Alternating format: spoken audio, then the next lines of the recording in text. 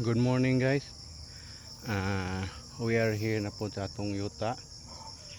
We replant sa coconut trees na to. Kay nangamatay manggod ni. Kay last year nagtanom ko mid of March.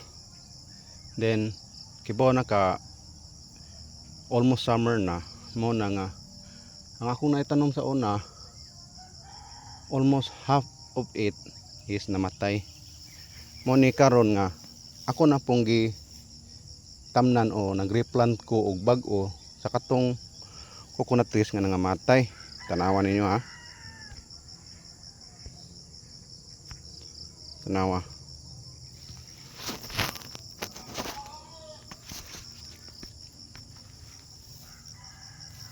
Tanawan ninyo guys. Mo ni kaning bag-o natong gitanom karon guys.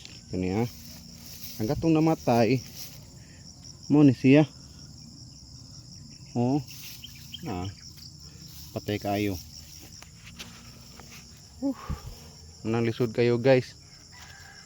Basta magtanom ka nga pa summer, unya kana bitaw mag-apas ka sa time since sure time mong vacation. Mo na nga as long as nga vacation ka dapat na-joy progress kay kani atong gibuhat for early retirement man eh.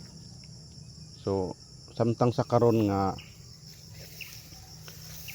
napatay klaro nga trabaho guys, dapat nadyo ka investment kada year kung kaya para makuha ang target nga early retirement. So ako kay farming ma akong early retirement guys, mo nang akong gibuhat puro ra jud ko tanom og lubi. Oo. Kung makapalit ko og area, ako na yun ang i-develop, mag-fencing, then planting coconut trees. Kay naamang gitay mapaabot. Bahalag dugay kaayo, basta naagyod. Muna ang atuan lang jud, nalang gitay patience. Bitaw kanang kuan ba? Kanang pagpaabot o paghihintay para di ta ma kuan guys, kanang laayon ba.